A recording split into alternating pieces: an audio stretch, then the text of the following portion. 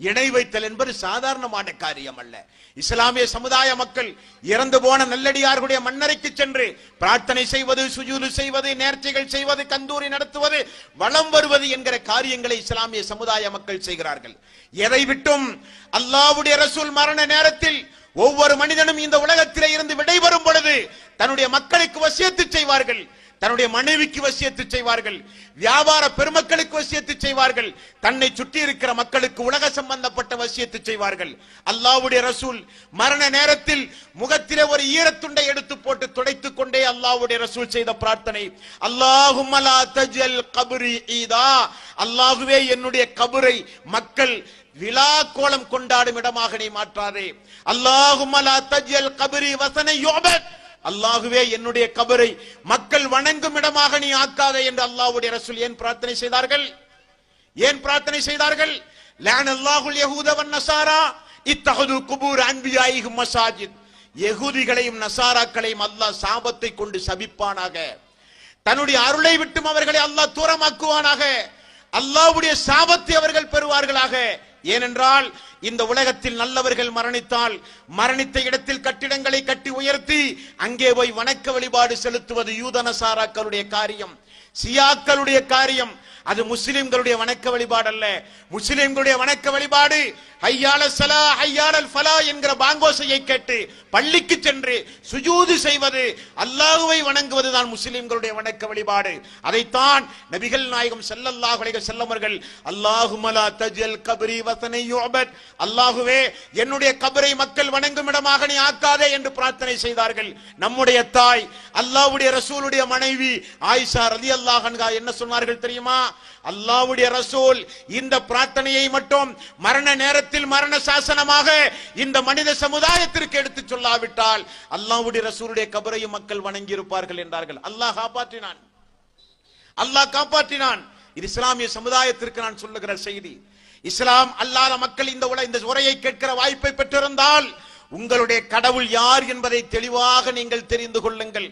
நாம ஒன்றை உருவாக்கி அதற்கென்று பக்தி பரவசத்தோடு நாம ஒன்றை வணங்கி அதுதான் கடவுள் நம்மை மறுமையிலே காப்பாற்றும் என்றால் இறைவன் திருக்குரானில் 6வது அத்தியாயம் 22வது வசனம், யாரெல்லாம் இறைவனை விட்டுவிட்டு இறைவனுக்கு பகரமாக ஒன்றை உருவாக்கி இவர்கள் நம்மை இறைவனிடம் கரம் பிடித்து காப்பாற்றுவார்கள் என்றோ, மறுமை நாளில் இவர்கள் எல்லாம் நம்மை கரம் பிடித்து மறுமையில் சொர்க்கத்திற்கு அழைத்து செல்லுவார்கள் என்றோ யாராவது நினைத்தால் 6வது அத்தியாயம் 22வது வசனத்தில் அல்லாஹ் சொல்கிறான், அந்த நாளில் அவர்களை எல்லாம் ஒன்று சேர்க்கிற அந்த நாளில் தும்ம நக்கூலு லில்லதீன அஸ்ரகு ஐன சுரகாவுக்கும் அல்லதீன குன்தும் ததுமுன், அந்த நாளில் மனிதர்கள் கற்பனை செய்து வணங்கிய தெய்வங்கள் எல்லாம் எங்கே என்று அல்லாஹ் கேட்பான். அல்லாஹ்வுடைய வாய்ஸ், அல்லாஹ் கேட்கிற கேள்வி. நபிகள் நாயகம் ஸல்லல்லாஹு அலைஹி வஸல்லம் அவர்கள் சொன்னார்கள், அந்த நாளில் அல்லாஹ் பேசுவான், ஒவ்வொரு மனிதர்களும் தெளிவாக அவருடைய காதுகளில் அந்த சப்தம் விழும் என்றார்கள் ரசூலுல்லாஹி ஸல்லல்லாஹு அலைஹி வஸல்லம். அல்லாஹ் பேசுகிறான், உலகத்தில் உங்களுக்கு நான் மனைவி மக்களை தந்தேன், சொத்து சுகங்களை தந்தேன், உடல் ஆரோக்கியத்தை தந்தேன், அதிகாரத்தை தந்தேன், எல்லா வகையான வசதி வாய்ப்புகளையும் தந்தேன், சிந்திப்பதற்காக சீர்தூக்கி பார்ப்பதற்காக வேதத்தை தந்தேன், தூதரை அனுப்பினேன், நல்லவர்களின் மூலம் இந்த செய்தியை காதிலே விழுகிற ஏற்பாடுகளையும் நான் செய்தேன். ஆனால் என்னை மறந்துவிட்டு எனக்காக வேண்டி இந்த நாளில் பரிந்து பேசவோ இந்த நாளில் சுயாதிகாரத்தோடோ என்னை விட்டுவிட்டு உலகத்தில் வேறு வேறு கடவுள்களை, அது அவுலியா மனிதனானாலும் சரி, இறந்தவர்களானாலும் சரி, உருவச்சிலைகளானாலும் சரி, உயிரற்ற பொருள்களானாலும் சரி, யாரெல்லாம் எவைகளை எல்லாம் உலகத்திலே வணங்கினார்களோ அவைகளெல்லாம் எங்கே என்று அல்லாஹ் ரப்பல் ஆலமீன் மறுமை நாளிலே கேட்பான் என்று 6வது அத்தியாயம் 22வது வசனத்தில் அல்லாஹ் ரப்பல் ஆலமீன் சொல்கிறான். உடனே அந்த தெய்வங்கள் எல்லாம் கொண்டு வரப்படும். அப்துல் காதர் ஜீலானிலே இருந்து அஜ்மீர் பாபா வரை எல்லா அவுலியாக்களும் மறுமை நாளிலே கொண்டு வரப்படும். ஜின்கள் முதற்கொண்டு நபிமார்கள் வரை எல்லோரும் அந்த மஹ்ஷர் மைதானத்திலே கொண்டு வந்து நிறுத்தப்படுவார்கள். மனிதன் சொல்கிறான், வைதாரா அல்லதீன் அஸ்ரகு சுரகாஹும் காலு ரப்பனா ஹாஉலாய் சுரகாஉனா அல்லதீன குன்னா நதுஊன மின் தூனிக், அல்லாஹுவே இதோ இவைகளைத்தான் நாங்கள் வணங்கி வந்தோம், இவைகளுக்குத்தான் கந்தூரிகள் நடத்தினோம், இவைகளுக்குத்தான் அல்லும் பகலும் பூஜைகள் நடத்தினோம், இவைகளுக்குத்தான் நாங்கள் பொருளாதாரத்தை வாரி வாரி செலவு செய்தோம். இவைகள் தான் எங்களுடைய பிரதானமான தெய்வங்களாக, பிரதானமான அவுலியாக்களாக, பிரதானமான கடவுளாக இவர்கள் தான் யா அல்லாஹ் நாங்கள் உலகத்திலே வழிபட்டு வந்தவர்கள் என்று சொல்லப்படும். உடனே அல்லாஹ் ரப்பல் ஆலமீன் அந்த மறுமை நாளில் 28வது அத்தியாயம் 64வது வசனத்தில் அல்லாஹ் சொல்கிறான், வக்கீலது சுரக்காவுக்கும் ஃபதுஊஹும். இந்த நாளில் அந்த தெய்வங்களை என் கண் முன்னால் நீங்கள் ஒவ்வொருவரும் அழைக்க வேண்டும். உங்களுக்கு அது பதில் சொல்லுகிறதா என்பதை நான் பார்க்க வேண்டும் என்று அல்லாஹ் சொல்லுகிறான். யாரை வைத்து இந்த நீதிமன்றத்தில் தப்பிக்க முடியும் என்று நினைத்து இரவு பகலாக குடும்பம் குடும்பமாக வணங்கி வழிபட்டு வந்தீர்களோ அவர்களை இந்த நாளில் என் கண் முன்னால் அழைத்து உங்களை முடிந்தால் நீங்கள் பாதுகாத்துக் கொள்ளுங்கள் என்று அல்லாஹ் சொல்லுவான். சுபஹானல்லாஹ். அல்லாஹ் சொல்லுவான். எந்த ரப்பை மறந்து இந்த உலகத்தில் மனிதர்கள் வாழ்ந்தார்களோ அவருடைய நிலைகளை அல்லாஹ் சொல்லுகிறான். எல்லா மனிதர்களும் கொண்டு வரப்படுவார்கள். உயிரற்ற பொருள், உயிருள்ள பொருள், எவைகளெல்லாம் மனிதன் இறைவனால் படைக்கப்பட்டதை வணங்காதே படைத்தவனை வணங்கு என்கிற செய்தி யாருடைய செவிகளிலே விழுந்தும் அதன்படி நடக்காமல் அல்லாஹ்வுக்கு இணை வைத்து வாழ்ந்த மக்களை பார்த்து அல்லாஹ் சொல்கிறான், வக்கீலது சுரக்காவுக்கும் ஃபதுஊஹும். அழைத்து பாருங்கள், உங்களுக்கு அவர்கள் பதில் சொல்லுவார்களா என்று அல்லாஹ் ரப்புல் ஆலமீன் சொல்லுகிறான். அவர்கள் பதிலளிக்க மாட்டார்கள் இந்த நாளில். அவர்கள் இந்த நாளில் உங்களுக்கு உபகாரம் செய்ய மாட்டார்கள் என்று அல்லாஹ் அவனுடைய அருள்மறையாம் திருமறை குர்ஆனிலே சொல்லிவிட்டு வணங்கியவர்களும் வணங்கப்பட்டவர்களும் ஒவ்வொரு இடங்களில் அப்படியே நில்லுங்கள் என்று அல்லாஹ் சொல்லுவான். அப்படியே நில்லுங்கள் என்று அல்லாஹ் சொல்லுகிறான். வயௌம நஹ்ஷுருஹும் ஜமீஆ. அந்த நாளில் வணங்கப்பட்டவர்களும் வணங்கப்பட்டவைகளும் அந்த நாளிலே கொண்டு வரப்படும்.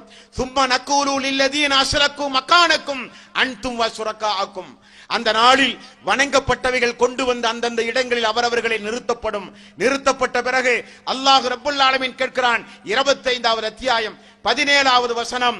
வணங்கியவர்களும் வணங்கப்பட்டவர்களும் ஒரு இடத்திலே ஒன்று திரட்டி விட்டு அல்லாஹ் சிலைகளை பேச வைக்கிறான், மரங்களை பேச வைக்கிறான். மனிதன் எவைகளை எல்லாம் வணங்கினான அவைகளை அல்லாஹ் பேச வைக்கிறான். வயௌம யஸ்ருஹும் வமா யஅபுதூன மின் தூனில்லாஹ். நீங்கள் தான் என்னுடைய அடியார்களை வழிகெடுத்தீர்களா? அல்லாஹ் கேட்கிறான். அப்துல் காதர் ஜீலானி கேட்பான். 1000 முறை அழைத்தால் உடுமலையிலே வீட்டுக்கு வருவார் என்று நீதான் சொன்னாயா என்று அல்லாஹ் கேட்பான். எல்லா நபிமார்களிடத்திலும் கேட்கப்படுகிற விசாரணை. ஜின்கள், அவுலியாக்கள், நாதாக்கள், உயிருள்ளவை, உயிரற்றவை எல்லோரிடத்திலும் கேட்கப்படுகிற கேள்வி. வயௌம யஸ்ருஹும் வமா யஅபுதூன மின் தூனில்லாஹ் ஃபயக்கூலு அன்தும் அல்லல்தும் பிஇபாதி ஹாஉலாய் அம்ஹும் லல்லு சபீல். அவர்கள் அனைவரும் ஒன்று திரட்டப்பட்ட பிறகு நீங்கள் தான் என்னுடைய அடியார்களை எல்லாம் வழிகெடுத்தீர்களா என்று அல்லாஹ் மறுமை நாளிலே கேட்பான். அவர்களெல்லாம் சொல்லுகிற பதில் திருக்குர்ஆனில் பக்கம் பக்கமாக நீங்கள் பார்க்கலாம். அல்லாஹ் நீ சாட்சி, எங்களை வணங்குமாறு நாங்கள் எங்குமே சொல்லவில்லை. அப்துல் காதர் ஜீலானி சொல்லுவார், அல்லாஹ் நான் உலகத்தில் வாழும் போதே ஒரு கிரந்தத்தை எழுதிவிட்டு தான் நான் மரணித்தேன். அந்த கிரணத்தில் உனக்கு நோய் வந்தாலும், உனக்கு சங்கடங்கள் வந்தாலும், உனக்கு துன்பங்கள் வந்தாலும், உனக்கு எப்படிப்பட்ட சோதனைகள் வந்தாலும், பொருளாதார இழப்புகள் ஏற்பட்டாலும், உனக்கு குழந்தை தேவைப்பட்டாலும், உனக்கு என்ன தேவை இருந்தாலும் உன்னை படைத்த ரப்பிடத்தில் தான் நீ கேட்க வேண்டும் என்று உலகத்திலேயே யா அல்லாஹ் நான் ஒரு கிரந்தத்தை எழுதிவிட்டு தான் நான் மரணித்தேன் என்று அப்துல் காதர் ஜீலானி அவர்கள் சொல்லிவிடுவார். எந்த அவுலியாக்களானாலும் சரி, யாராக இருந்தாலும் சரி, எல்லாம் சொல்லுகிற பதிலை அல்லாஹ் 25வது அத்தியாயம் 18வது வசனத்தில் அல்லாஹ் சொல்கிறான். சுப்ஹானக, அல்லாஹ் நீ மிக மிக தூய்மையானவன். நிச்சயமாக நாங்கள் யாரும் எங்களை வணங்க சொல்லவே இல்லை என்று அல்லாஹ்விடத்திலே சொல்லி விடுவார்கள். அல்லாஹ் இதற்கு நீ சாட்சி என்று சொல்லுவார்கள். அவர்களுக்கெல்லாம் அவர்கள் பகைவர்களாக மாறி விடுவார்கள். அந்த நாளில் அல்லாஹ் சொல்கிறான். இப்படி ஒரு நிலைமை ஏற்பட்டால் அந்த மறுமை நாளில் நம்முடைய நிலைமை என்ன? தாய்மார்களே, பெரியோர்களே, மறுமை என்பது